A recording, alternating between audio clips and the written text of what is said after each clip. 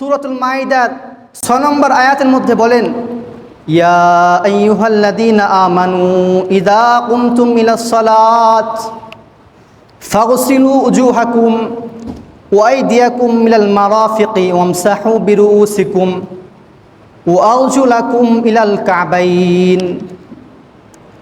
আল্লাহ তাআলা বলেন সূরা মাইদার 6 নম্বর আয়াতের মধ্যে আল্লাহ তাআলা বলেন, ইয়া আইয়ুহাল্লাযীনা আমানু, হে ঈমানদারগণ, ইযা কুমতুম ইলাস সালাত, যখন তোমরা সালাতের জন্য যখন তোমরা দাঁড়াবা, ফাগসিলু উজুহাকুম, তখন তোমাদের চেহারাগুলো ধৌত করবা, তোমাদের চেহারা ধৌত করবা। ওয়া আইদিয়াকুম, এবং তোমাদের দুই হাত ধৌত করবা। ওয়া আইদিয়াকুম ইলাল মারাফিকি ওয়ামসাহু বিরুউসিকুম, এবং তোমাদের মাথা মাসে করবা। ওয়া আরজুলাকুম ইলাল কাবাইন, এবং তোমাদের হাত তোমাদের পাগুলো ধৌত করবা।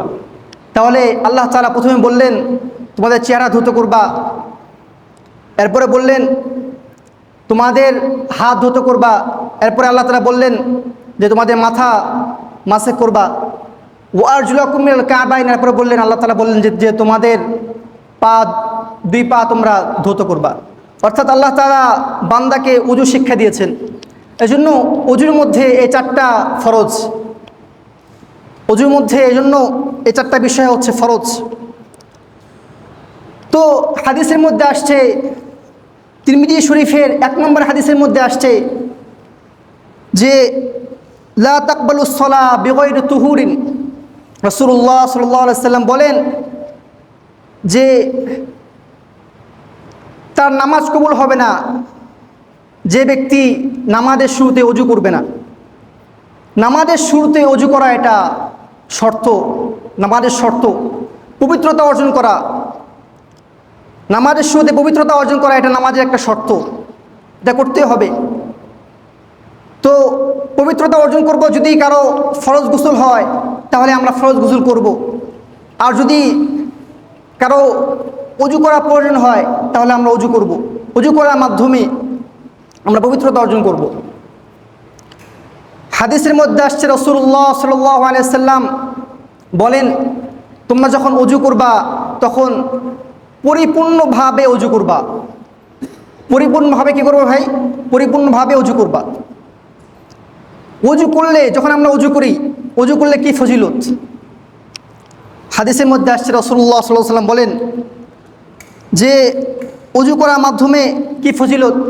তিরমিজি শরীফের 2 নম্বর হাদিস, রাসূলুল্লাহ সাল্লাল্লাহু আলাইহি সাল্লাম বলেন, হযরতে আবু হুরায়রা রাদিয়াল্লাহু তাআলা আনহু থেকে বর্ণিত, রাসূলুল্লাহ সাল্লাল্লাহু আলাইহি সাল্লাম বলেন, মান গাসসালা ওযুহা, যখন কোনো ব্যক্তি ওযু করার সময় তার মুখমণ্ডল ধৌত করবে,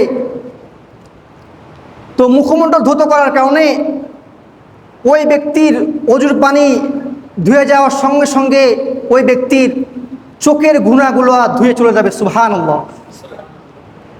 যখন সে মুখে পানি দিবে, মুখে যখন ধৌত করবে, মুখ ধোয়ার সঙ্গে সঙ্গে ওই ব্যক্তির চোখের গুনাহগুলো ঝরে ঝরে পড়ে যাবে। সুবহানাল্লাহ। ওয়াগাসালা ইয়াদাইন, এরপরে যখন সে হাত ধোবে, হাত ধোয়ার সাথে সাথে তার হাতের যত গুনাহ সে করেছে হাত দ্বারা, হাতের সমস্ত গুনাহ তার মাফ হয়ে যাবে। সুবহানাল্লাহ। হাতের সাথে সাথে, হাত ধোয়ার সাথে সাথে হাতের গুনাহগুলো ঝরে পড়ে যাবে। এরপরে সে যখন পা ধৌত করবে, পা ধোয়ার সঙ্গে সঙ্গে তার পা দিয়ে যেগুলো গুনাহ হয়েছে, পায়ের গুনাহ, পায়ের সমস্ত গুনাহসমূহ তার ধুয়ে চলে যাবে। সুবহানাল্লাহ। তাহলে দেখেন ওযু করার মাধ্যমে কি ফজিলত। এজন্য রাসূলুল্লাহ সাল্লাল্লাহু আলাইহি সাল্লাম বলছেন যে তোমরা সম্পূর্ণভাবে, তোমরা ভালোভাবে ওযু করবা। এজন্য ওযু করার সময় আমরা এটা ভাববো যে আমি ওযু করছি, আমি চেহারা ধুচ্ছি, চেহারা ধোয়ার কারণে আমার চোখের গুনাহগুলো ঝরে পড়ে যাচ্ছে। এরপরে আমি যখন হাত ধুবো হাত ধোয়ার সময় আমরা এটা ভাববো যে আমি যে হাত ধুচ্ছি, হাত ধোয়ার কারণে আমার হাতের গুণাগুলো ঝরে পড়ে যাচ্ছে, এজন্য আমরা উজু করার সময় উত্তম রূপে উজু করব। এরপরে উত্তম রূপে উজু করতে যে অনেক ভাইরা আছে যারা অজুর পানি অনেক বেশি অপচয় করে, আছে না নাই? অনেক অপচয় করে। আল্লাহ তাআলা কোরআনের মধ্যে বলেন, ওয়ালা তুবাজ্জির তাবযীরা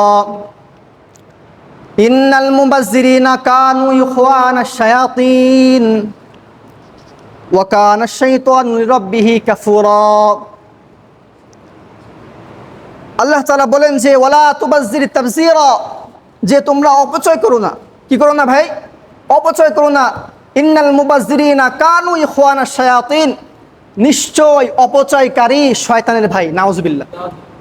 অপচয়কারী কি ভাই? আওয়াজ করে বলেন, অপচয়কারী কি? শয়তানের ভাই। তো আপনি যখন উজু করছেন, উজু করার সময় আপনি ট্যাপ ছেড়ে দিচ্ছেন, আর ট্যাপ দিয়ে সমানে পানি পড়তেছে, আর আপনি আপনি ওই অবস্থায় আপনি উজু করতেছেন। তো অনেকে দেখা যায় যে 1 বালতি 2 বালতি পানি একটা উজুর মাধ্যমে চলে যায়। এটা অপচয়কারী শয়তানের ভাই।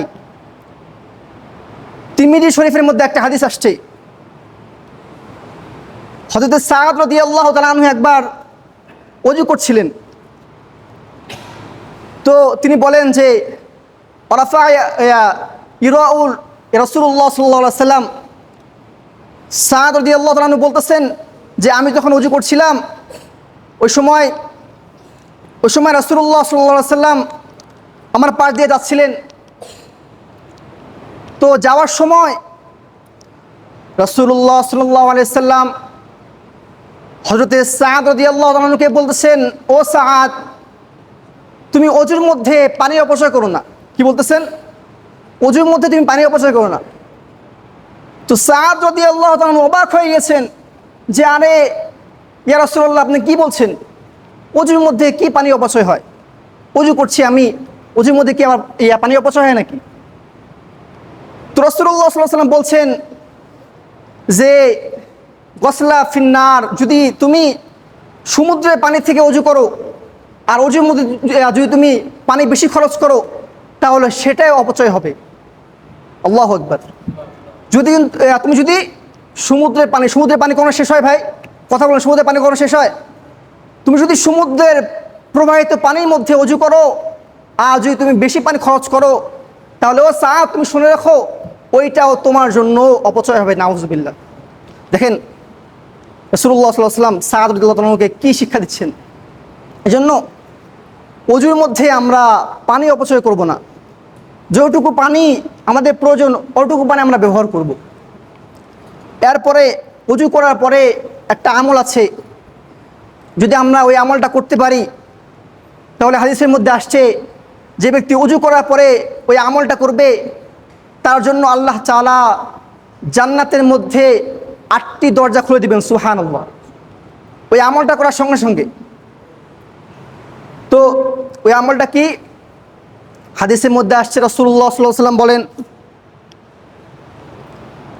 রাসূলুল্লাহ সাল্লাল্লাহু আলাইহি ওয়াসাল্লাম বলেন,